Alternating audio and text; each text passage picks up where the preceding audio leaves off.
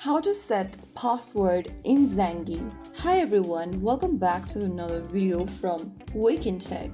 Setting a password in Zangi is a simple way to add an extra layer of protection, especially if someone else has access to your device. So in order to set a password on Zangi, first of all launch open your Zangi application on your device and make sure you're logged in. Once you're inside, go ahead and tap on the gear icon at the bottom right corner, and once you are inside this main settings page on the Zangi app, go ahead and tap on your name at the top of the screen.